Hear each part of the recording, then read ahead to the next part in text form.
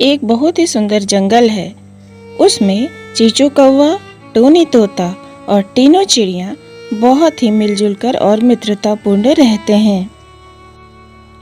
एक बार की बात है, तीनों खाने कमाने की तलाश में जंगल की ओर जाते हैं। फिर तीनों अलग अलग दिशाओं में खाने कमाने के लिए निकल पड़ते हैं। कौवा को और तोता को खाने के लिए कुछ भी नहीं मिलता, लेकिन चिड़िया को खाने के लिए अनाज मिल जाता है। फिर वापस वो तीनों एक जगह इकट्ठे मिलते हैं और अरे आज तो मुझे खाने के लिए कुछ भी नहीं मिला। घर पर मेरे बेटे को भी आज भूखे ही सोना पड़ेगा।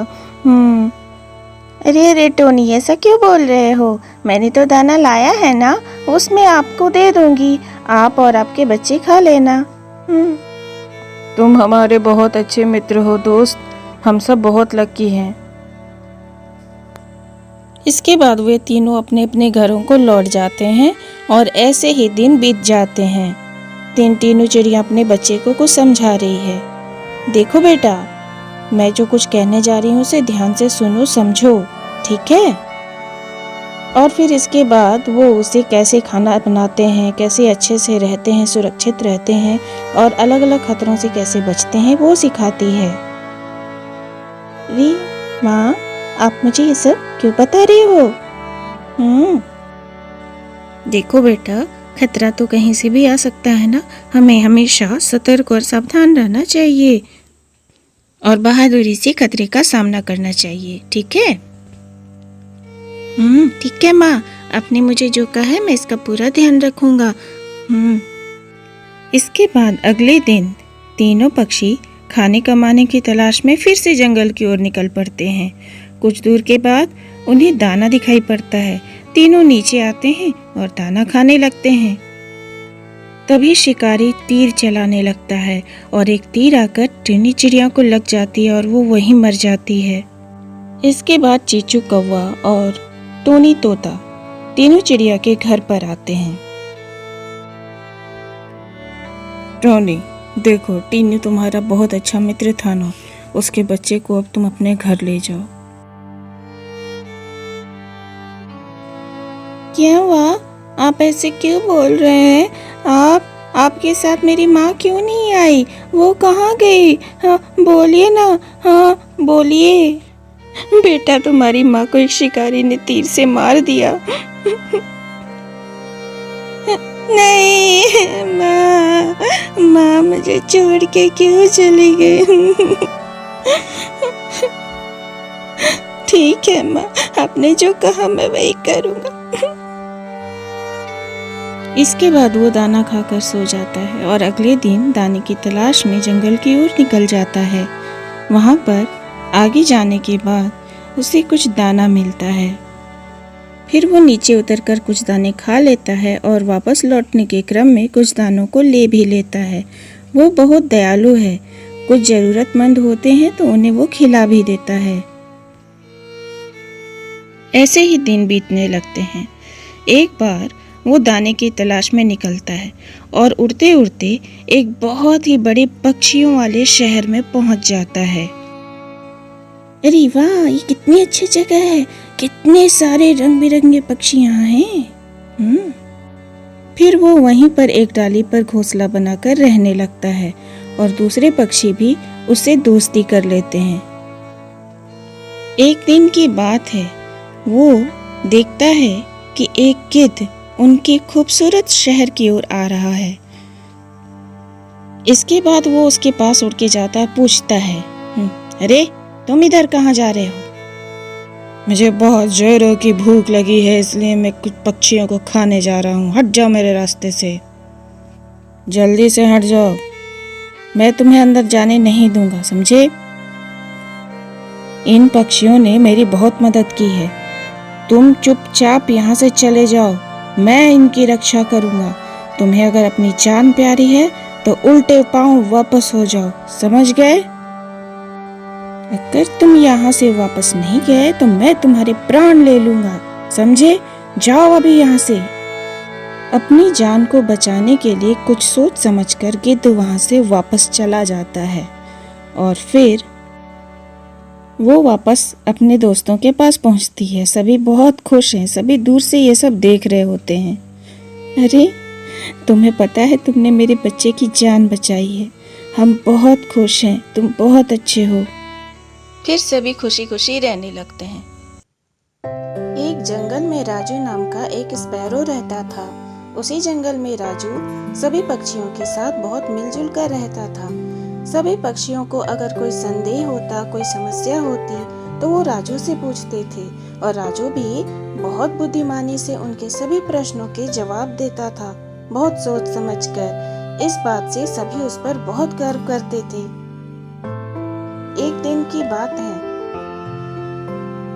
बेटा राजू तुम घोंसले में ही रहना, मैं दाना लेकर के आती हूँ। माँ तुम मत जाओ, तुम्हारी तबीयत ठीक नहीं है, डॉक्टर ने आपको आराम करने को कहा है, आराम करना जरूरी है। बेटा डॉक्टर लोगों को हमारे जीवन के बारे में क्या पता, वो तो ऐसा ही कहेंगे। अगर आज हम दाना नहीं लाएंगे तो कल भूखे रह जाएंगे ना, मुश्किल हो जाएगा जीना हमारे लिए। बताओ ऐसे में मैं कैसे आराम कर सकती हूँ। मैं हूँ ना माँ, आप चिंता मत कीजिए, मैं रोज जाकर हमारे लिए खाना ले आऊंगा, आप घर पे ही रहो और आराम करो माँ। ऐसा कहकर राजू स्पैरो जंगल में जाता है। रास्ते भर सभी पेड़ों को देखते हुए बढ़ता है कि कहीं कोई फल मिल जाए, कोई फल दिख जाए। राजू उसी रास्ते में आगे बढ़ते रहता है। तभी उसे एक तालाब दिखता है। राजू बहुत प्यासा भी हो रहा होता है, तो वो उस तालाब के पास जाकर पानी पीने लगता है। तभी उसे तालाब से एक आवाज सुनाई पड़ती है, हे भगवान मुझे कोई बचाओ, कोई मेरी मदद करो। ये आवाज सुनकर वो अगल बगल देखने लगता है कि कोई पक्षी या जानवर तो नहीं है। फिर राजू को लगता है कि उसे कोई भ्रम हुआ होगा। वो फिर से पानी पीने के लिए सोचने लगता है और पानी पीने लगता है, लेकिन वो आवाज उसे फिर से सुनाई पड़ती है, अरे यहाँ कोई है क्या, मुझे बचाओ, मैं खतरे में हूँ। मेरी आवाज सुनकर डर के कोई इधर से जाना मत, मैं खतरे में हूँ, मुझे छोड़कर मत जाना, मुझे बचाओ प्लीज, मुझे बचाओ। राजू फिर इधर उधर देखने लगता है और उस आवाज को, जिधर से वो आवाज आ रही होती है, उसी दिशा में आगे बढ़ने लगता है। कुछ देर बाद वो एक पेड़ के पास नीचे उतरता है। वहाँ पर उसे एक बोतल दिखाई पड़ता है जिसमें उसे एक जिन दिखता है। वह राजू से बोलता है, आप मेरी आवाज सुनकर यहाँ आए हैं ना, प्लीज मेरे बोतल का ढक्कन खोल दीजिए और मुझे आजाद कर दीजिए। इसके लिए मैं आपका बहुत बहुत धन्यवाद करूँगा, कृपया मुझे आजाद कर दीजिए। प्लीज आप मेरे बोतल का ढक्कन खोल दीजिए, मुझे आजाद कर दीजिए। बोतल से लगातार ऐसी ही आवाज आती है। फिर राजू और कुछ भी नहीं सोचता, बोतल के ढक्कन को खोल देता है। देखते ही देखते हवा में वो बोतल से बाहर आ जाता है। वो जिन देखकर राजू बहुत ज्यादा डर जाता है और बोलता है, प्रश्न करता है, तुम कौन हो? मैं एक भूत हूँ, एक मायावी ने मुझे इस बोतल में बंद कर दिया है, लेकिन तुमने मेरी आवाज सुनकर मुझे इस बोतल से बाहर निकाल दिया। मुझे बहुत तेज भूख लगी है, अब मैं तुम्हें खाऊंगा, मेरी भूख शांत होगी।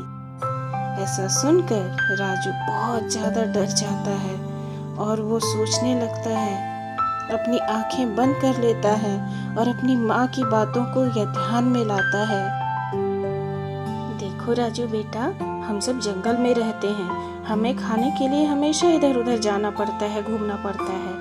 यहाँ पर कदम कदम पर खतरा है, लेकिन कब कौन सा खतरा किधर से आ जाएगा ये हमें पता नहीं होता है।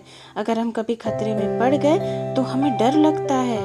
हाँ हाँ माँ, हाँ हमेशा डर लगता है, डर के कुछ याद भी नहीं आता कि क्या करें। देखो अगर कोई मुसीबत आ जाए तो डरना मत, अपने मन में विचार करना, बुद्धि का इस्तेमाल करना, इससे हम खतरे से बाहर आ जाते हैं। अपनी बुद्धि का इस्तेमाल करके बड़े से खतरे से भी हम बाहर निकल सकते हैं। हाँ बेटा। माँ की कही बातों को राजू याद करता है और फिर अपनी आंखें खोलता है और अपनी बुद्धि का इस्तेमाल करता है। राजू के दिमाग में एक योजना आती है। मैं नहीं मानता कि तू एक भूत है। मैं कैसे भरोसा करूं तेरी बात का? अरे, तू मेरी बात का भरोसा नहीं करता? चल मैं तुझे बोतल में वापस जाकर के दिखाता हूँ, फिर देख। फिर भूत बोतल में चला जाता है और राजू तुरंत ही बोतल के ढक्कन को बंद कर देता है और भूत अंदर से बोलता है, मुझे माफ कर दीजिए, मैं आपको नहीं खाऊंगा, मुझे आजाद कर दीजिए, मुझसे बहुत बड़ी गलती हो गई। मैं तेरा विश्वास क्यों करूंगा? तुम्हें मैंने आजाद किया और तूने मुझे ही खाने की कोशिश की। मुझे माफ कर दीजिए, मैं भूखा था इसलिए ऐसा बोल गया। मैं आपको एक जादुई मंत्र वाली छड़ी दूंगा जिससे आप अपनी माँ की सारी बीमारी दूर कर सकेंगे। किसी भी चीज को सोने का बना सकते हैं आप।